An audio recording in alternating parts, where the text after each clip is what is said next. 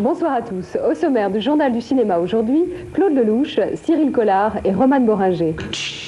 Le vendredi 13, c'est un jour clé pour Claude Lelouch. C'est en effet son chiffre fétiche.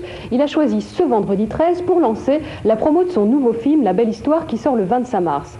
Claude Lelouch a décidé de redonner aux spectateurs le goût du grand spectacle. C'est pourquoi depuis hier, il a fait installer une fresque et une roue géante devant le Fouquet's à Paris. Une sorte de vitrine de Noël qui raconte justement La Belle Histoire. Écrivain, acteur, scénariste, assistant de Maurice Pialat, réalisateur de clips et de courts-métrages, Cyril Collard passe maintenant à la réalisation de son premier long-métrage, Les Nuits Fauves. Il s'agit bien sûr de l'adaptation de son roman du même nom. Cyril Collard est l'auteur de la musique de son film et surtout l'interprète principal. Il joue le rôle de Jean, bisexuel et séropositif, partagé entre ses amours masculines et son attirance pour une jeune femme. Oui, c'est une histoire d'amour, oui, c'est une histoire d'amour entre un type qui a 30 ans et qui fait des films documentaires, enfin, oui. Et puis une jeune fille qui a 18 ans. Alors, la particularité de l'histoire, c'est que le type est séropositif et bisexuel, donc il y a effectivement toute une peinture autour d'abord de ses rapports avec les garçons et puis de l'époque. Bon, c'est pas du tout un film sur le sida, mais c'est quelque chose, c'est en fond, quoi, comme c'est en toile de fond, comme je sais pas, a pu être la phtisie dans la littérature romantique, quoi, c'est un peu ça. Dans Les Nuits Fauves, on remarquera notamment la présence de la fille de Richard Bohringer. Après un petit rôle dans Kamikaze et dans Ragazzi de Mamaketa, elle a été l'unique interprète féminine de la pièce de Peter Brook, La Tempête. Romane Bohringer joue ici le rôle d'une jeune fille, prise donc dans cette passion bisexuelle. Premières impressions sur un rôle plutôt difficile. Sur le plateau, oui, je suis arrivée, j'étais cachée sous les couettes. Et j'avais écouté ce cas-là. Je disais, je veux le minimum de gens sur ce plateau. Les gens inutiles sortaient. Et j'étais très flippée, quoi. Et en fait, c'est vrai que maintenant je regarde et que c'était bien de faire ça et que ça m'a donné plein de choses. Parce que c'était une première. Ouais, mais je me sens contente de l'avoir fait et soulagée de quelque chose. Les Nuits Fauves ne sortira qu'à l'automne 92. En attendant, le Journal du cinéma vous offre la primeur des premières images. Voici donc un rush où vous pourrez voir Romane Bohringer dans son premier grand rôle au cinéma, aux côtés justement de Cyril Collard. T'as l'air de t'en foutre que je me retrouve comme une conne à la rue. Mais t'es pas à la rue, que je sache.